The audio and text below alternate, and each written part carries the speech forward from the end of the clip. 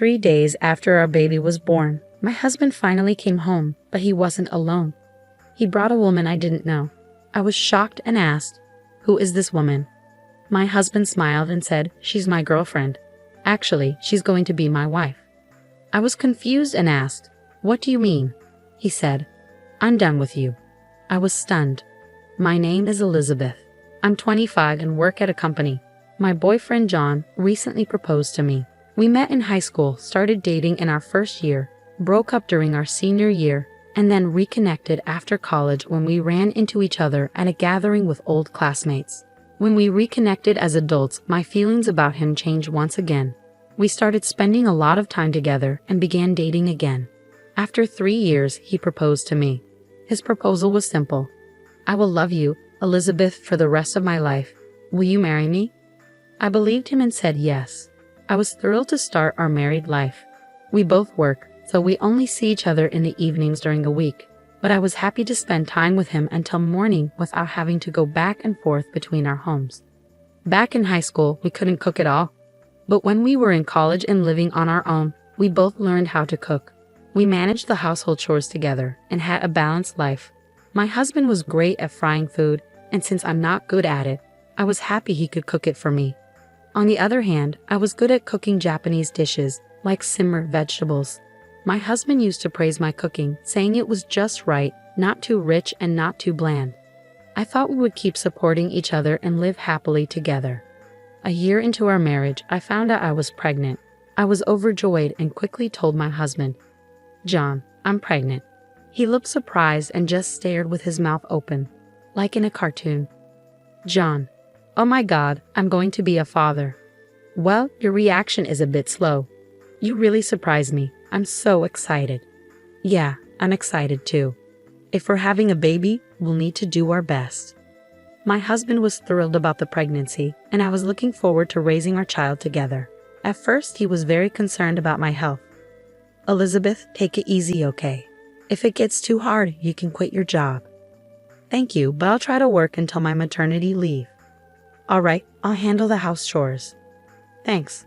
Thanks to my husband's support, I was able to rest well during the morning sickness. As I entered a more stable part of my pregnancy, the time for delivery was getting closer. But then my husband started coming home late. "Did you work late again today?" "Yes, I've been letting my coworkers handle things. Now that you're doing better, I thought I should put in extra time at work to make up for the days I left early." "I understand. So you're working overtime even though you're busy at work. I appreciate it, but your health is important too. I don't want to be out of a job when the baby arrives." "That's true. I'm a bit nervous about being alone at home, but if that's the case, I won't blame him." "Well, maybe I'll stay at my parents' house during my maternity leave." My husband looked relieved and agreed. "That's good.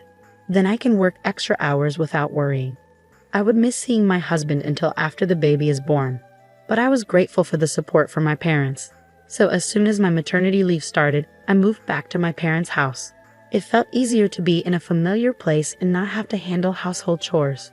Having my mom nearby also made me feel more secure. However, I was worried about one thing. My husband had been slow to respond to my messages. Previously, he would always reply the same day, even if he was busy. When I was sick with morning sickness, he would reply quickly. Now, I sometimes don't get a reply for a day or even 2, and his responses are less friendly. The other day, I sent my husband a message asking if he was still busy at work and reminding him not to overwork himself. He just replied with a simple, "Yeah." Since I can't see him, his lack of response makes me worry, but I know I shouldn't stress about it since I'm pregnant. So I decided to try not to worry. I thought it would be best to give my husband some space for a while.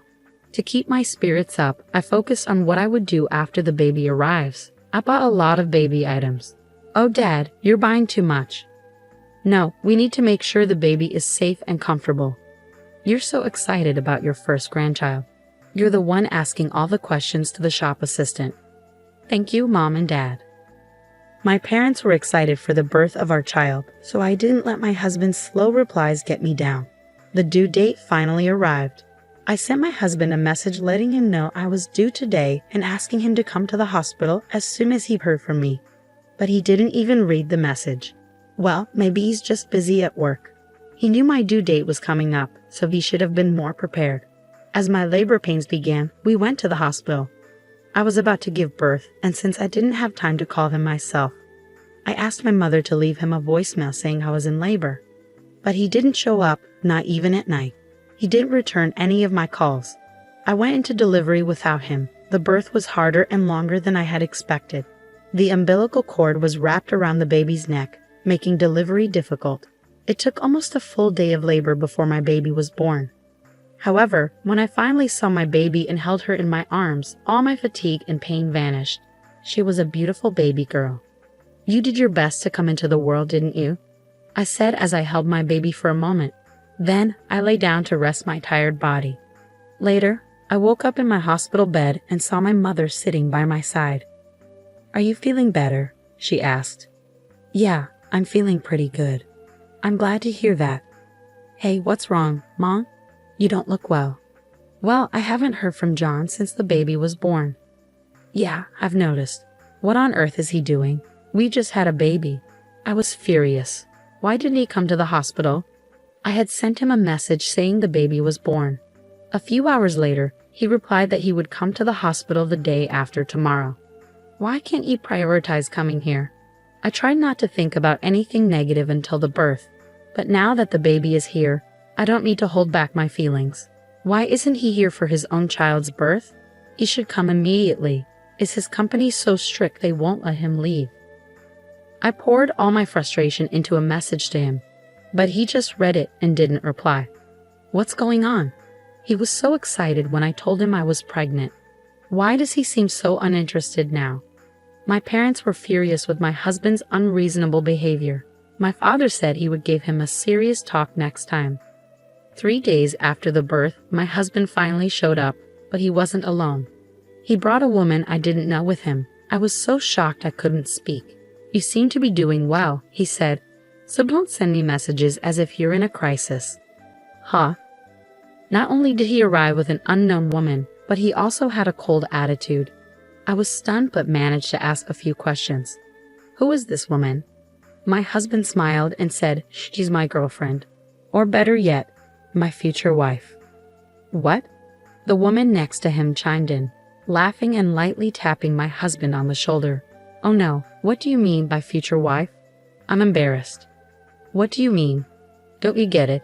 It means you and I are divorced." "What? Wait a minute. Are you saying you were having an affair?" Well, adultery doesn't sound very nice. It's more like I found someone new to love and we started seeing each other. I couldn't believe what I was hearing. "I'm just tired of you." Huh. "You know, men are attracted to women who take care of themselves," my husband said, starting to hold hands with the other woman. "Are you saying I wasn't taking care of myself? You got fat and bloated because you stayed at home all the time." I was just resting because I was pregnant and had morning sickness. Besides, gaining weight during pregnancy is normal. So you were having an affair because of that. I want to keep romantic feelings for my wife, even though we're married, but I don't feel that way about you anymore. I found someone even better, my husband said as he and the woman started flirting again. I had reached my breaking point. "All right, I'm done. Just get a divorce or whatever and leave. I'll go without you telling me." With that, my husband and the woman left the hospital room. He never even looked at the baby's face or asked about the child's gender, so it was clear he didn't care anymore. It looks like I'm going to be a single mother. This was incredibly hard for me, especially right after giving birth. While I was feeling overwhelmed, the door to my hospital room opened. Huh? I was shocked when my husband and my mother-in-law walked into the room. "Why are you here?" "Elizabeth, I heard everything, and I'm so sorry about my foolish son," my mother-in-law said. She had bumped into my husband and his girlfriend in the parking lot, questioned him, and heard the same story I did. She sent the girlfriend away, then brought my husband here. "What do you think you're doing? You're having an affair while your wife is pregnant, and now you want a divorce? Your father would have been furious if he knew." My father-in-law had passed away a few years ago. I didn't have a choice. She came to me, and I fell in love with her. How could I have married such a man? I said, "You clearly care about her so much. Elizabeth, do you still want to stay married to John?" My mother-in-law asked. But I had already made up my mind. "No, I want a divorce now." "Well, that's fine." My husband's face brightened when he heard my decision. "Then there's nothing wrong." "Not so fast. You'll be paying alimony for your affair and child support for your child." "What?" "Of course. You committed adultery, so you need to take responsibility. And if you divorce Elizabeth, I'll stop sending you money." "What? No way." "Sending money? What do you mean sending money?" "Well, what Elizabeth didn't know is that his income is so low that he asked me to send him a few $1,000s every month. He said he needed it to support his life with you." "I never heard that." My husband's salary was low, and I had been covering for it with my higher income. In other words, he had been using the money my mother-in-law sent him to support his affair. This pushed my mother-in-law to her breaking point. "I'm going to make you pay back every penny I've given you. I'm cutting all ties with you. Don't ever come back to my house." "No, wait. Elizabeth, I'm sorry for all this. I'll find you a top-notch divorce attorney and you can get as much money as you can from him." "Oh, thank you very much." My mother-in-law left the hospital with my husband. I made sure to demand alimony and child support from him. And of course, I also sought alimony from his mistress. My husband ended up deep in debt, and my mother-in-law abandoned him. The woman he was seeing also left him once she realized he no longer had any money. He spent his days struggling to pay alimony and child support while living alone and poor. I have no intention of letting my child see my ex-husband. I want him to feel regret for the rest of his life while he deals with the financial consequences. Meanwhile, I've returned to work as a single mother and am working hard to raise my child. I still stay in touch with my mother-in-law and share pictures of my grandchild with her. Even though my ex-husband was awful, I'm grateful to have met my wonderful mother-in-law. Having an affair while pregnant is unforgivable, and I wish there were a harsher punishment for him. But at least the woman got rid of someone like him. I hope you and your daughter find happiness together from now on.